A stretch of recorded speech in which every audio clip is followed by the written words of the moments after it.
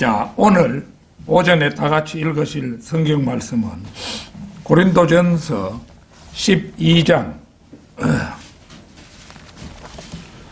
고린도전서 12장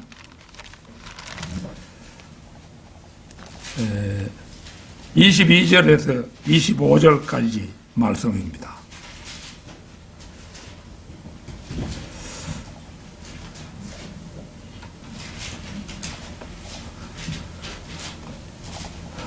(22절에서) 25절까지 말씀 다 찾으신 줄 알고 받들어 읽겠습니다.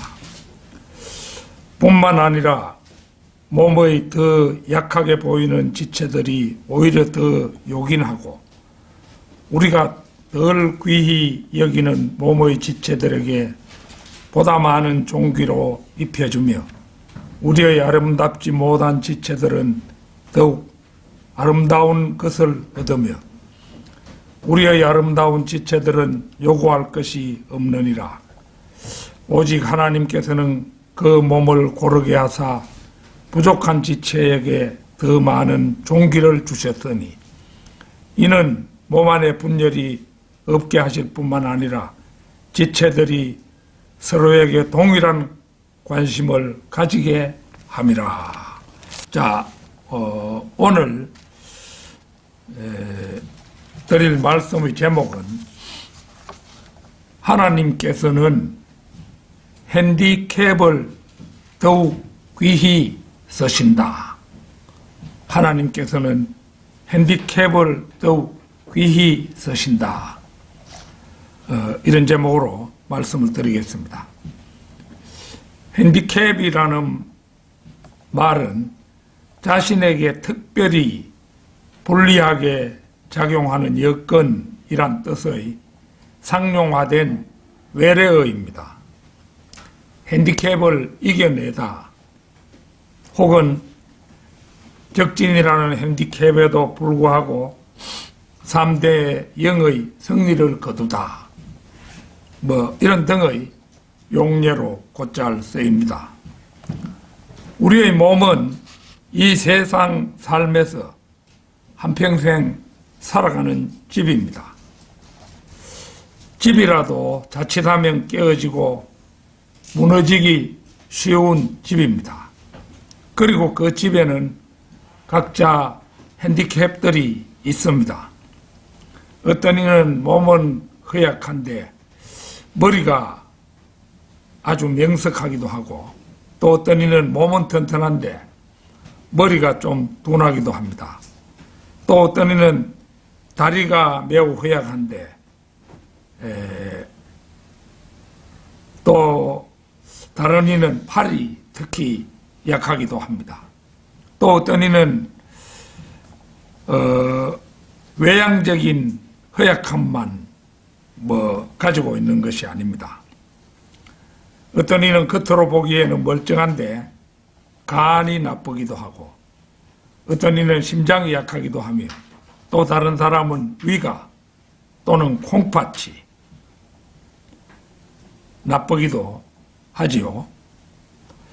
드물기는 하지만 또 어떤 이는 오장육부며 사지가 다 튼튼해서 남들이 신체의 한 부분이 약해 고민하는 그런 모습을 보며 오히려 고개를 갸우뚱하며 이상하게 여기는 사람도 없잖아 있습니다.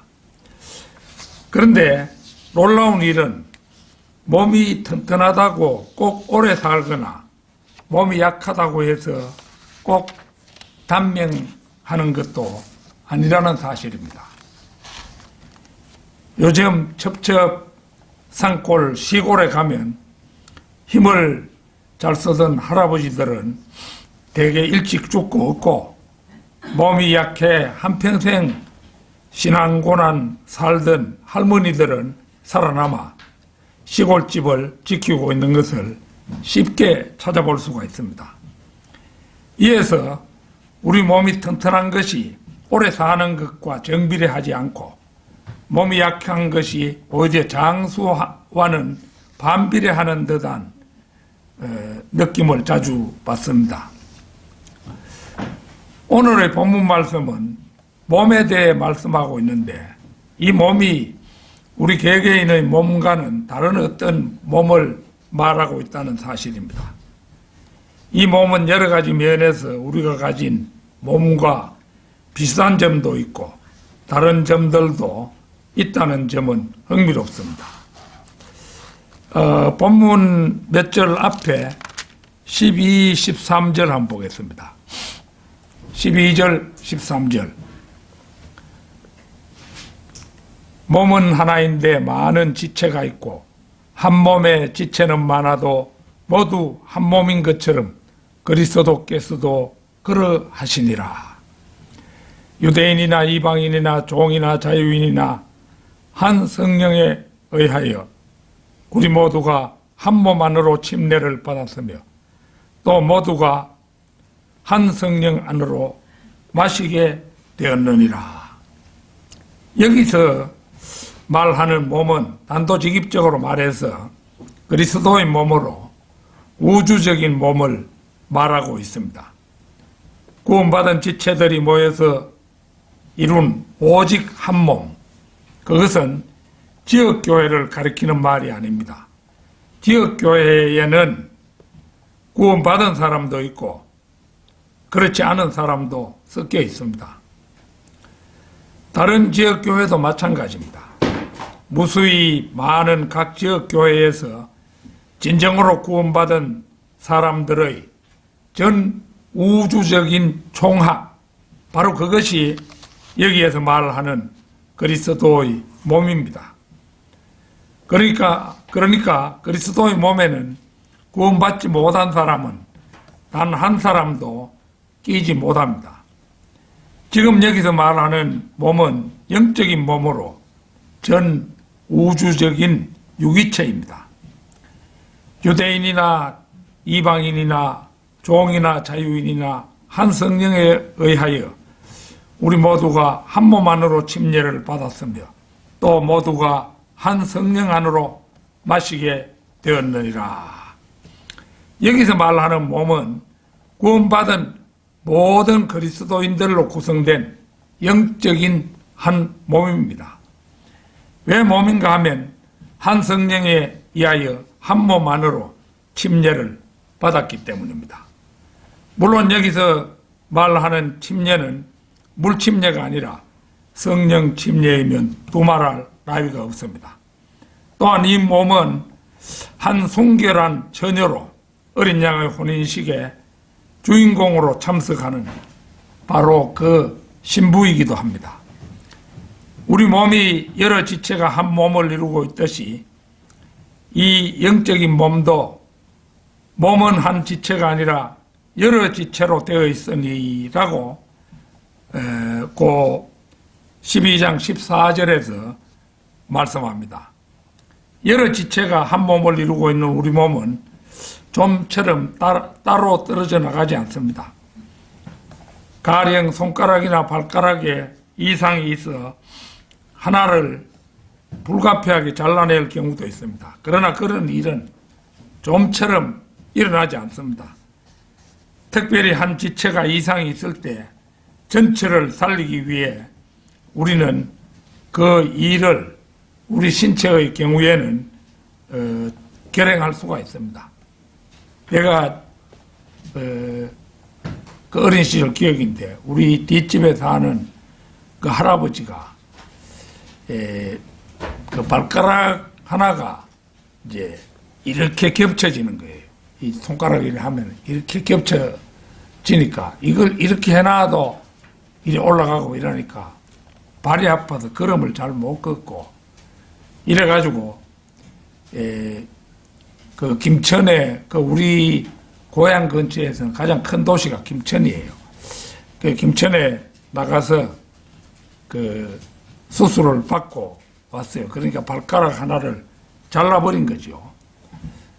그런데 발가락 하나를 잘랐는데 오히려 걸음걸이는 더 남이 보기에 걸음걸이는 더 많이 쩌는 듯한 느낌을 받는 거예요. 그 뭐 아픈 거는 덜한가 모르지만은 걸음걸이는 아주 많이 절더라고요. 그래서 별 필요 없는 같은 지체도 우리 몸에서는 굉장히 소중한 역할을 한다는 것을 알 수가 있죠. 그런데 명심할 일은 우리 영적인 몸은 누군가 다른 사람이 그 몸의 지체인 나를 떼어낼 수는 없지만 자기 스스로는 그 영적인 몸에서 뛰쳐나갈 가능성이 있다는 것입니다. 다시 말하면 내가 없으면 그분의 몸은 불구라며 큰 소리치는 그 사람이야말로 스스로 몸 밖으로 뛰쳐나갈 가능성이 높다는 것입니다. 하나님께서는 핸디캡을 더욱 귀히 쓰신다. 첫째는 영적인 그리스도의 몸도 연약한 지체는 우리 몸의 각 지체와 마찬가지로 감싸주고 보살펴 주어야 한다는 것입니다. 오늘 본문 말씀 22절 23절입니다. 뿐만 아니라 몸의 더 약하게 보이는 지체들이 오히려 더 요긴하고 우리가 덜 귀히 여기는 몸의 지체들에게 보다 많은 존귀로 입혀주며 우리의 아름답지 못한 지체들은 더욱 아름다운 것을 얻으며 우리가 세상을 살아가노라면 우리 신체의 어느 부분이 약해질 때가 있습니다. 그 약해진 부분이 몸 바깥일 때는 그 부분을 붕대로 감아준다든가 보호대를 붙인다든가 하여 그 부분을 다른 부분처럼 회복시키기 위하여 각별히 노력을 기울이게 됩니다. 이것은 보이지 않는 부분도 마찬가지입니다. 가령 위가 아프거나 소장, 대장이 아플 때 우리는 병원에 가서 내시경까지 하며 상태를 확인하고는 이상이 있으면 아무리 많은 돈을 들여서라도 약물치료면 약물치료, 수술이면 수술까지 하여 자신의 아픈 지체를 회복시키려 온갖 수고를 마다하지 않습니다. 팔이나 다리에 큰 흉터가 있거나 얼굴에 흠집이 있을 때 우리는 그 부분을 액세서리로 가리기도 하고 모자를 써서 캄프라치 하기도 합니다. 발목이나 팔목에 흉터나 이상이 있다고 해서 그 부위를 스스로 잘라내는 그런 어리석음을 범하지는 않죠.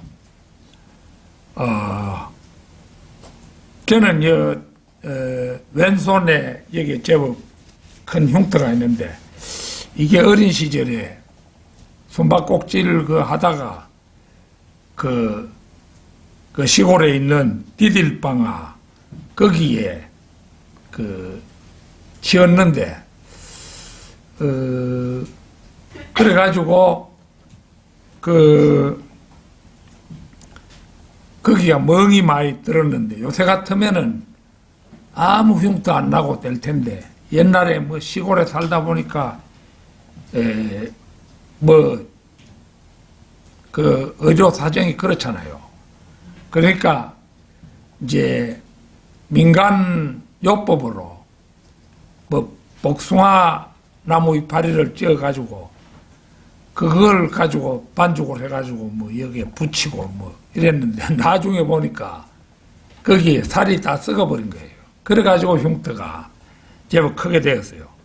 근데 지금 이제 어른이 된 지금은 내가 그거 가지고 남 앞에서 부끄럽거나 이런 거 없는데 남 앞에 이 팔을 드러내려고 하니까 좀 부끄럽더라고요. 중학교 다니고 한창 민감할 때 이럴 때는 상당히 많이 부끄럽더라고요. 그런데 사람에 따라 이렇게 보면은 이제 어떤 특정 부위에 검은 점이 있는 경우도 있어요.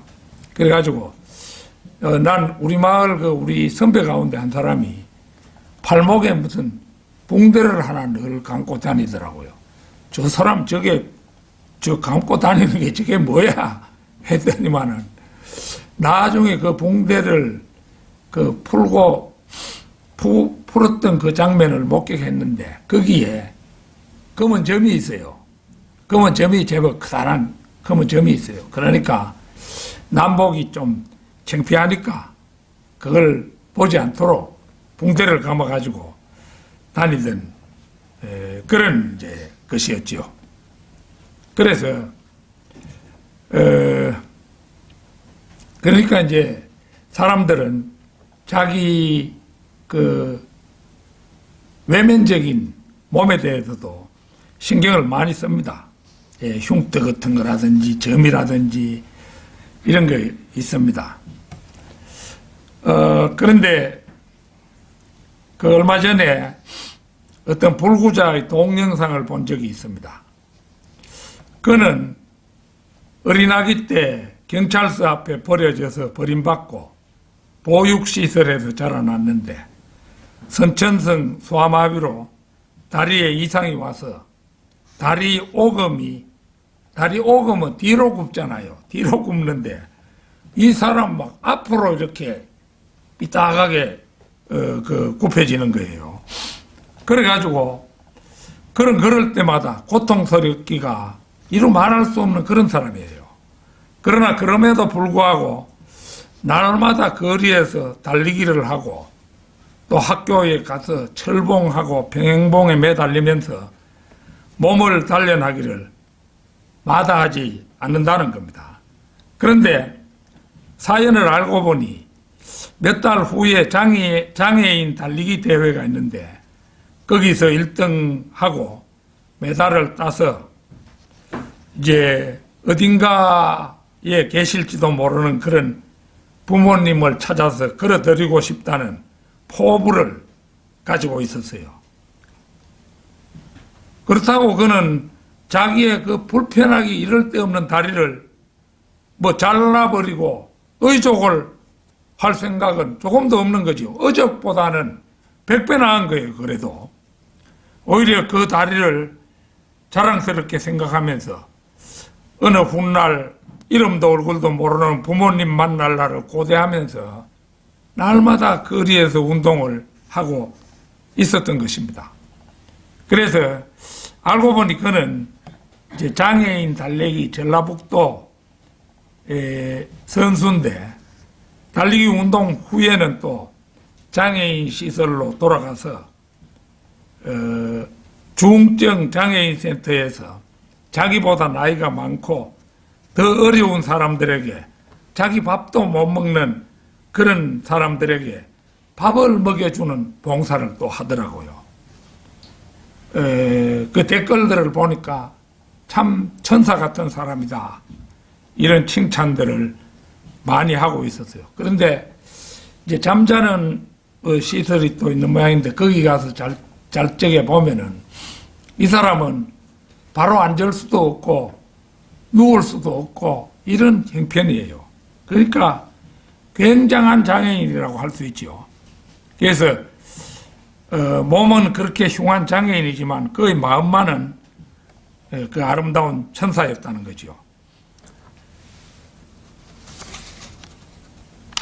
그래서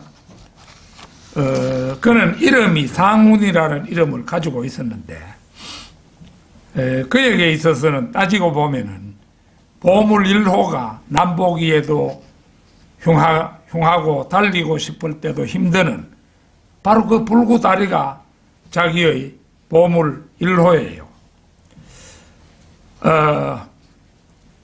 그래서 저 좀 어디에 사는 주소라도 알면은 내 용돈이라도 좀 보내주고 싶고 한데 그것도 알 수도 없고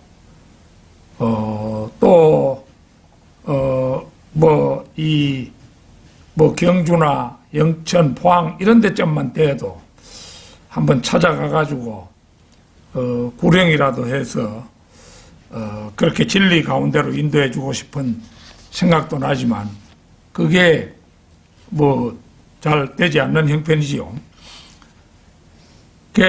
24절에 보면 오늘 본문 말씀 우리가 덜 귀히 여기는 몸의 지체들에게 보다 많은 종기로 입혀주며 우리의 아름답지 못한 지체들은 더욱 아름다운 것을 얻으며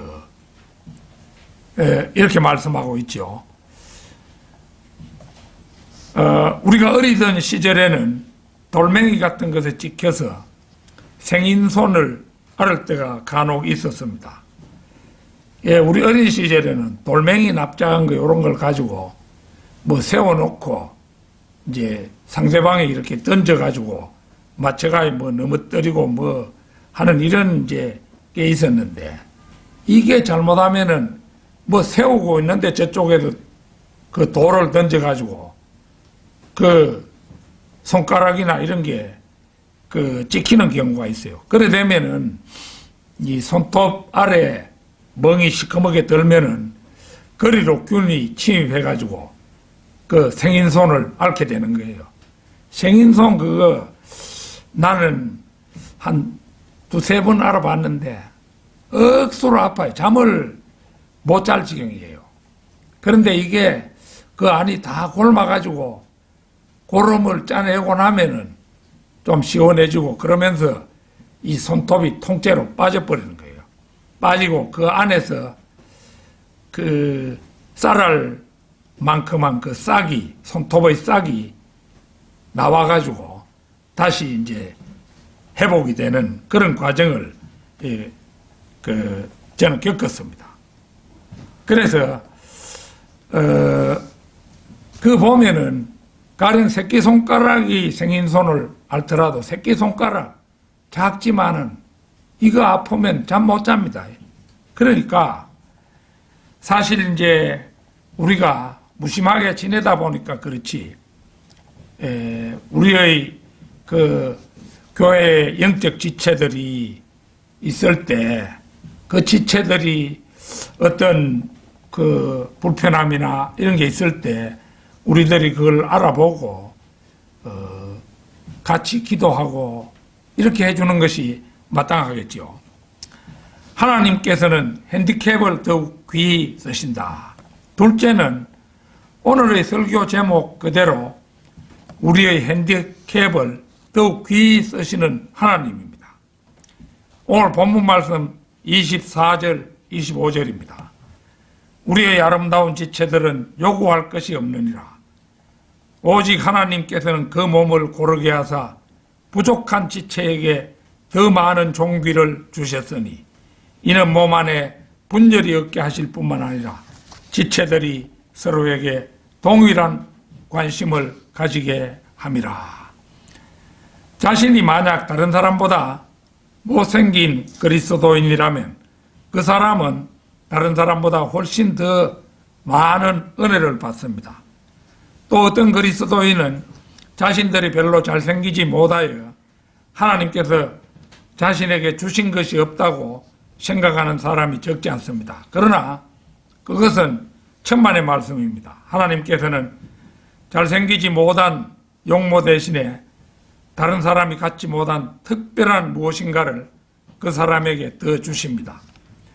가난한 사람에게는 오히려 건강을 주신다든지, 교육을 많이 받지 못한 사람에게는 그 대신 건면한 성품을 주신다든지 합니다. 그리하여 우리는 모두 그리스도인이 된 것이지요. 그러나 우리가 하나님의 자녀가 되었다고 해서 그날로 우리 개개인이 하루아침에 성인이 되는 것은 아니지요. 그리스도인은 하루하루를 살아가는 동안에 조금씩 성장해 갑니다. 따라서 우리는 아무리 덜 성숙한 그리스도인이라 하더라도 그들을 업신여기거나 소홀히 대할 수가 없습니다. 그 형제자매들의 구주가 바로 우리의 구주이신 예수 그리스도이시기 때문입니다. 우리가 그들을 소홀히 대한다면 그것은 곧 자기 자신을 멸시하는 것입니다. 우리는 종종 겉으로 보기에는 보잘것이 없고 미숙하기까지 여겨지는 형제자매를 만날 때가 있습니다. 그러나 한 번, 두 번 만나는 동안 우리보다 훨씬 더 적극적으로 눈부신 활동도 하고 있는 사람들이었다는 사실을 뒤늦게 알게 되기도 합니다. 르크만 목사님 교회에 토레이스라는 한 성도가 있었다고 합니다. 그는 외향적으로 보면 못생긴 사람이었다고 합니다. 말라깽이에다 키도 작은 왜소한 체구인데다가 또 안경을 끼고 있었고 얼굴은 창백하고 팔다리에 기운이 하나도 없어 보였으며 말소리는 여자처럼 가냘펐다고 합니다.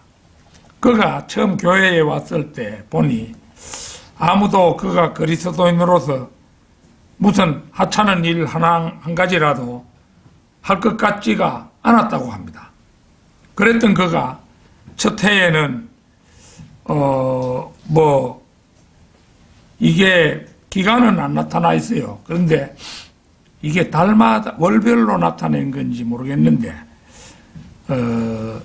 월별인지 주별인지는 모르겠는데 첫 해에는 25명, 26명, 30명, 38명씩 구령을 하기 시작하더니 그 이듬해에는 50명, 60명, 65명, 75명씩이나 그렇게 또 하고 3년째에는 80명, 85명, 90명, 95명씩이나 구원받지 못한 죄인들을 주님 앞으로 이끌어냈다고 합니다. 하루는 그가 르크만 목사님께 와서 이렇게 말했다고 합니다. 르크만 형제님, 저는 지난번 크리스마스 때 고향집에 내려가 가족들에게 그리스도를 증거하려고 했답니다. 그들은 온통 가톨릭 신자였거든요. 그런데 제가 입을 열자마자 삼촌이 화를 벌컥 내면서 나를 밀어 넘어뜨리고 형은 내가 하는 말을 들은 척도 하지 않았으며 성경 구절을 읽어주니까 귀를 틀어 막아버리는 게 아니겠어요. 그게 이제 여기까지 르크만 목사님 들었을 때는 이 사람은 고향에 내려가서 완전히 실패했구나 그 생각을 했는데 그런데 그 다음 얘기가 뜻밖입니다. 저는 마치 사나운 사자처럼 으르릉 하고 포효하면서 외쳐댔지요. 이렇게 말하더라는 것입니다. 그는 결국 지난 크리스마스 때 텍사스에 있는 고향집의 온 가족들을 구원하고 돌아왔더라고 하더라는 것입니다.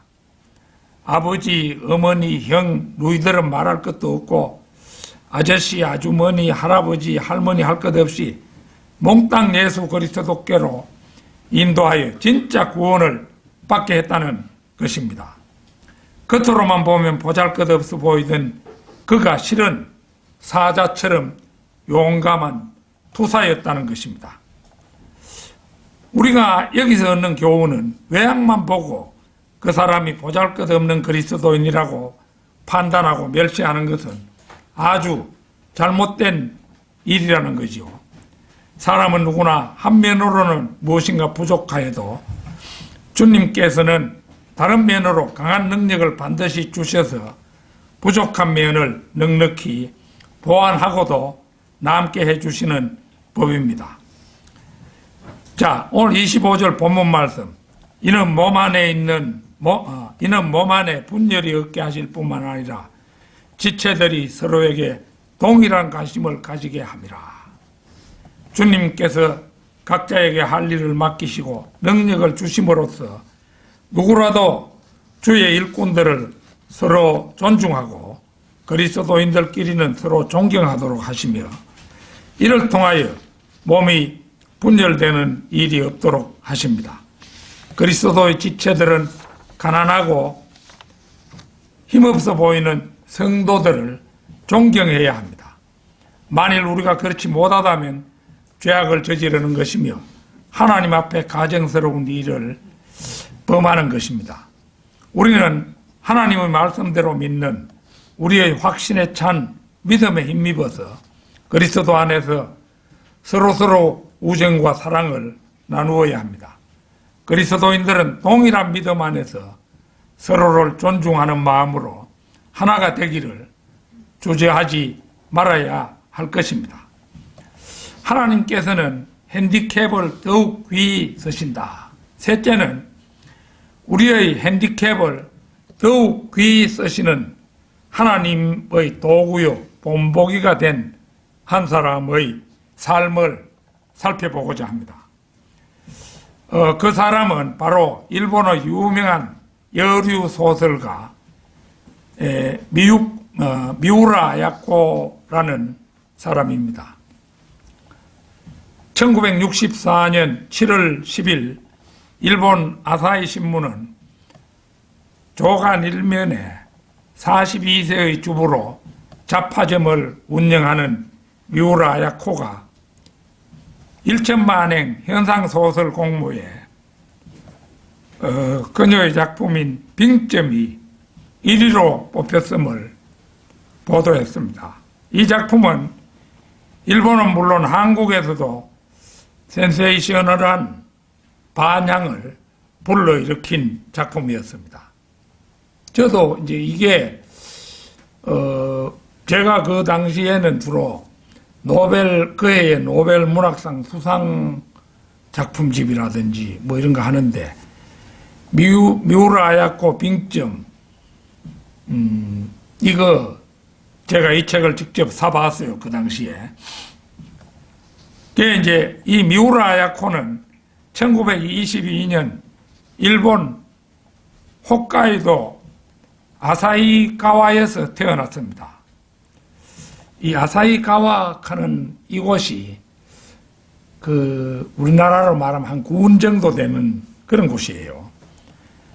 홋카이도라고 하면 흔히 우리나라에서는 북해도라고 불렀던 일본 4개 도서 중 최북단의 섬으로 저 자신에게도 곧잘 아픔으로 다가오는 섬 이름입니다. 저희 아버지가 23세 정도의 나이로 징용에 끌려가서 석탄 캐는 노역을 했던 섬으로 그때 저는 아직 태어나지도 않고 아버지 허리춤에 있었던 시절이었습니다. 만약 그때 열악한 작업 환경에서 비운의 사고라도 당했다면 저는 이 세상에 태어나지 못했을 수도 있었습니다. 미우라 아야코는 1999년 세상을 떠날 때까지 96편의 소설을 썼습니다. 대단한 정열이라고 할 수 있죠. 출세작 빙점을 비롯해서 양치는 언덕, 길은 여기에 이 질그릇에도 등의 작품들이 특히 친숙하게 다가오는 작품들입니다. 우리 집 서고 어딘가에 이 책들이 꽂혀 있을 것입니다. 아마도 한국인들이 가장 친근감을 느끼는 일본인이 미우라 아야코인지도 모르겠습니다. 그녀는 초등학교 교사로 수년간 근무했고 폐결핵에다 결핵성 척추 카리에스와 침대에 온몸이 묶인 채 그러니까 이제 폐결핵도 앓고 결핵성 척추 카리에스도 앓고 이러다니까 이 허리병이 너무도 심하기 때문에 침대에 온몸이 묶인 채 남의 손으로 똥오줌을 받아내지 않으면 안 되는 병상에서 13년간을 천정만 바라보며 살아야 했던 비참한 여인이었습니다. 아사히가와에서 공무원 생활을 하고 있던 독실한 크리스찬 미우라 미스요라는 사람이 1955년 6월 우연히 투병 생활 중이던 그때 이제 미우라 아야코는 결혼하지 않았기 때문에 자기 집안의 성이 호타였던 거 봐요. 호타 아야코 이렇게 불렸는데 호타 아야코의 병문안을 가게 됩니다. 침상에 고정돼 움직일 수 없었던 아야코에게 너희는 마음에 근심하지 말라. 너희가 하나님을 믿으니 또한 나를 믿어라. 나의 아버지 집에는 많은 저택들이 있느니라. 그렇지 않으면 내가 너희에게 말하였으리라. 나는 너희를 위하여 처소를 마련하러 가노라. 내가 가서 너희를 위하여 처소를 마련하면 다시 와서 너희를 내게로 영접하여 내가 있는 그곳에 너희도 있게 하리라.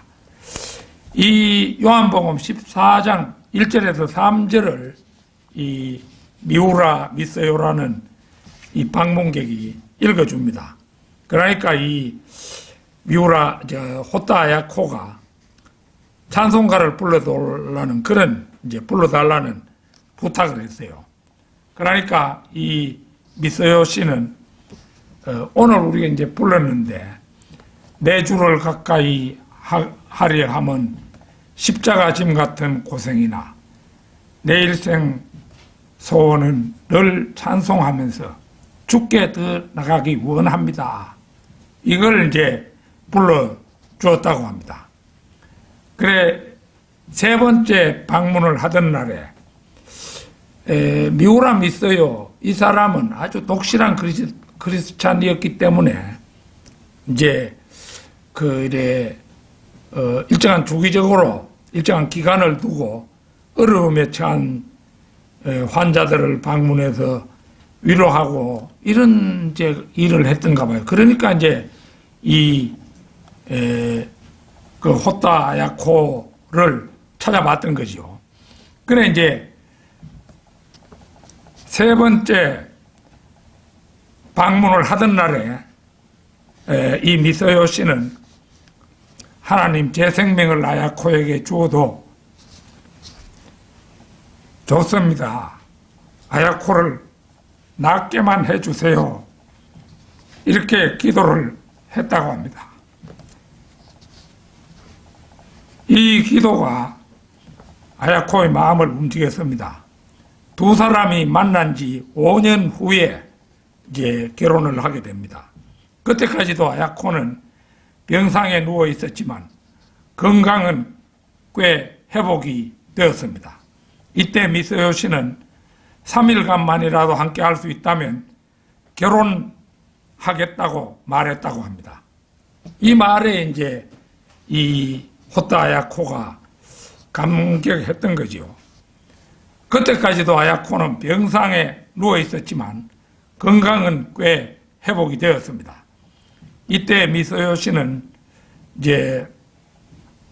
계속 찾아와서 위로를 주고 이랬는데, 그래서 둘은 1959년 5월 24일 아사히가와 리쿠조 교회에서 결혼식을 올렸는데, 당시 미우라 미스요 씨의 나이는 35세, 미우라 아야코가 37세였다고 합니다. 그러니까 미우라 아야코가 2살 더 많지요. 일본에는 보면은 우리나라와 달리 여자 쪽이 나이가 많은 경우가 굉장히 많아요.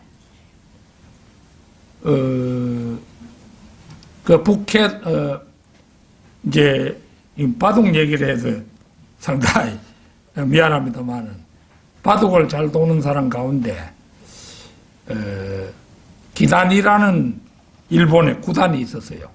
이 사람은 외동 딸이 하나 있었는데 자기 집에 인재들을 데려다가 교육을 시켰는데, 우리나라 조치훈이라는 사람은 아니고 조치훈 맞네요. 조치훈을 교육시켰던 그 사람인데, 그 무렵에 북해도에 사는 기재가 있는 그런 사람을 둘을 함께 교육시켰는데, 이 기단이 구단의 외동 딸도 바둑을 잘 두어요. 일본에서 상당히 여러 단을 차지했던 그런 사람인데, 이 북해도에서 온 소년보다가 13살인가 그래 더 많았어요, 나이가. 그런데도 결혼을 했다는 소식을 제가 본 적이 있습니다. 그 기단이 그 사람의 딸은 이미 오래전에 죽었고, 그 딸 하나만 낳았어요. 딸 하나만 그 북해도 소년과 결혼해가 딸 하나만 낳았는데요. 그래서 이제 일본에는 이게 여자 쪽이 나이가 많은 거 이게 아주 흔했어요. 오늘날에는 우리 대한민국에도 굉장히 그 여자 쪽 나이가 많은 경우가 많죠. 그 뒤 얼마 안 되어 기적적으로 치유되어서 일상생활이 가능하게 되었습니다. 미소요 씨는 공무원 생활을 계속하고 아야코는 잡화점 가게를 내었습니다. 이 잡화점이 장사가 매우 잘 되었습니다. 그러자 맞은편 잡화점이 하나 더 생겨났습니다.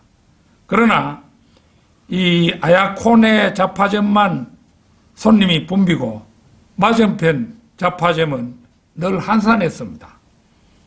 잡화점에 물건이 자주 동나서 물건을 시키려 하면 이 남편 미소요 씨가 아야코에게 말하기를 물건을 적게 갖다 놓고 찾는 물건이 없으면 맞은편 가게로 가서 사라고 말하라고 그렇게 했다고 합니다.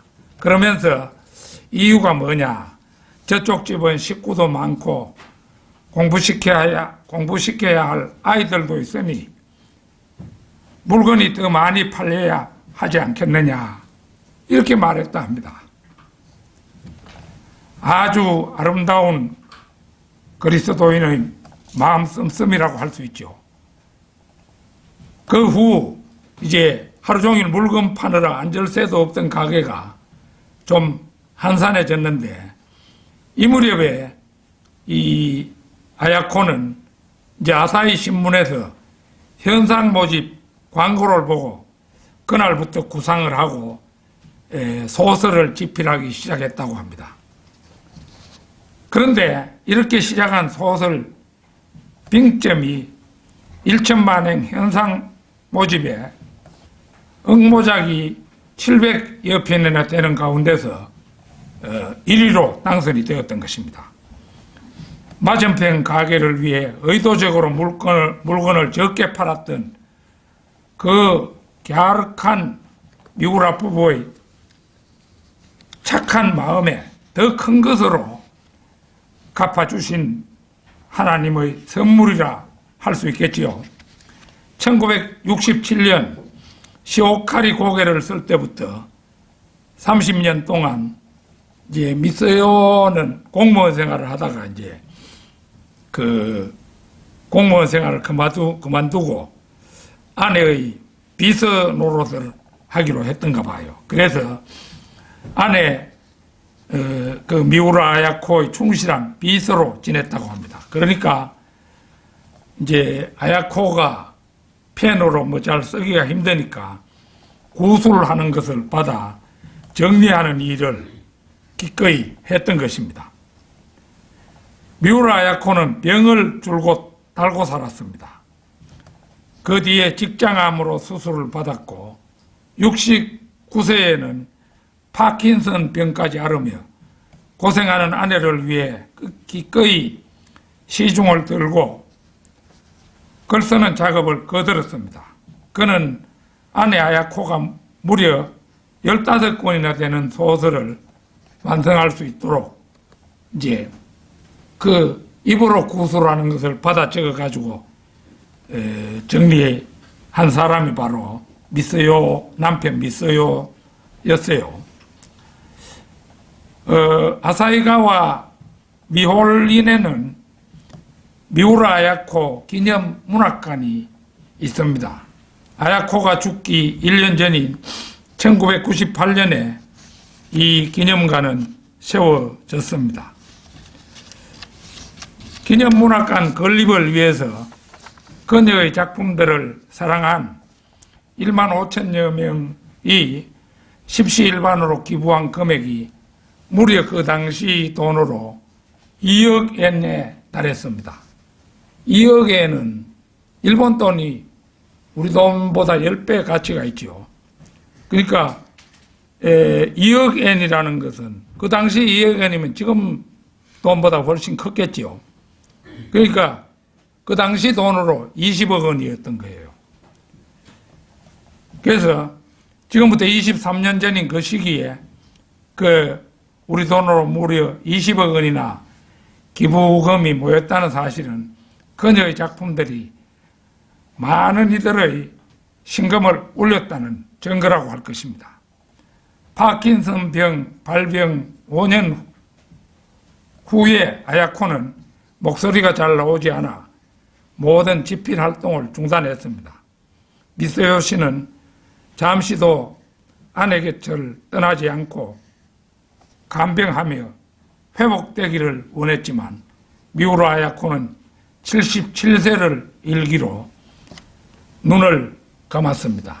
1922년 출생이 77세를 일기로 눈을 감았기 때문에 우리 그 연대로 보면은 1999년에 22년에서 77세 살았으니까 1999년이 되는 거죠.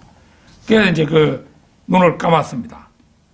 그런데 이제 우리가 뜯어보면 보면은 미우라 아야코가 물론 첫 작품을 미우라가 봉사한 건 아니지만은 이 남편의 조력이 굉장히 큰 역할을 했다 이렇게 볼 수가 있습니다. 미우라 미소요와 미우라 아야코 부부가 일본은 성이 남편의 그 성을 갖다가 시집을 가면은 따르죠. 그러니까 호타 아야코가 미우라 미소요하고 결혼을 하니까 미우라 아야코가 된 거예요. 30년 넘게 살았던 집이 아사히가와 도요카에 있는데 이 집 문간에는 미우라 미소요, 미우라 아야코라고 나란히 문패가 걸려 있다고 합니다. 그런데 내가 이렇게 촬영해 놓은 걸 보니까 미우라라는 말은 위에 크다나에 써놓고 성은 똑같잖아요. 미우라 미소요, 미우라 아야코 이러니까 이쪽에 미소요, 오른쪽에는 아야코 이렇게 문패를 달아놨더라고요. 일본 사람들은 뭐를 이렇게 기념하는 거 이런 거 작은 기념관을 만들고 이런 문화가 일찍부터 발전했던 거죠. 그래서 더더구나 아야코만큼 유명한 작가가 이제 죽으니까 그 집도 그대로 잘 보존을 해가지고 사람들이 찾아와서 볼 수 있도록 그렇게 해놓은 거예요. 그게 우리나라에 그 사람 누군가는 모르겠는데 한 작가가 아야코가 죽은 후 9년 후에 그 집에 아직 살고 있는 당시 84세의 남편 미소요를 방문하여 사랑이란 무엇이냐 이렇게 질문을 했다고 합니다. 그러자 이 미소요 씨는 사랑이란 어떤 조건 속에서도 다른 사람을 행복하게 해주겠다는 의지가 아닐까 싶네요. 이렇게 답했다고 합니다. 참 대단한 마음이죠. 이제 미우라 아야코의 기도를 소개하는 것으로 그녀의 이야기를 마무리하려 합니다. 예, 이건 미우라 아야코가 직접 쓴 건데 그거를 번역해가지고 내놓은 거예요. 하나님 아버지, 길을 잃은 저에게 길을 주시고 죄로 죽은 저에게 생명을 주시니 감사합니다. 주께서 저를 위해 십자가를 지시고 죽으시고 부활하셔서 영원한 생명, 부활 생명을 주셨으니 감사합니다. 이 질그릇 속에 보화를 주시니 감사합니다. 하나님 아버지, 저에게 병을 주셔서 감사합니다.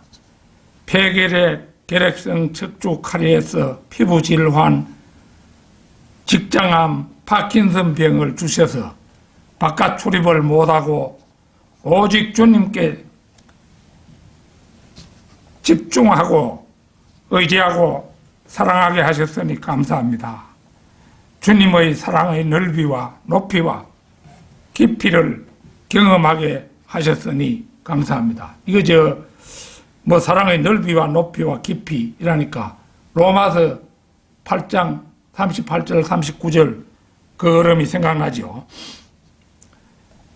하나님 아버지, 제가 아프지 않으면 드리지 못할 기도가 있습니다. 아프지 않으면 듣지 못할 말씀이 있습니다. 아프지 않으면 접근하지 못할 지성소가 있습니다.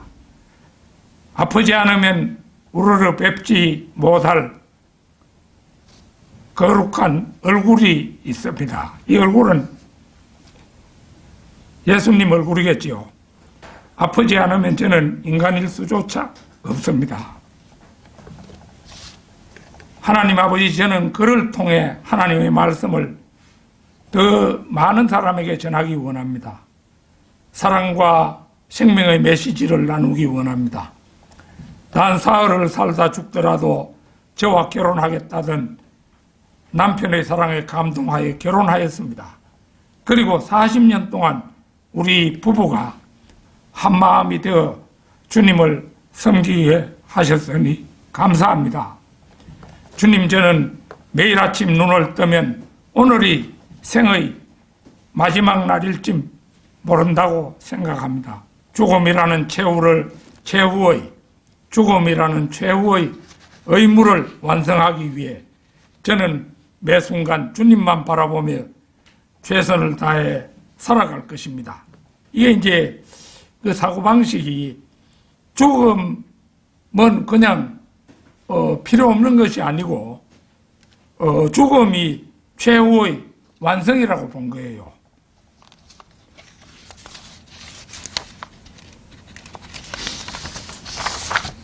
하나님 아버지, 저는 그리스도와 함께 십자가에 못 박혀 죽었습니다. 이거 갈라디아서 2장 20절 그걸 지금 말하고 있는 거죠.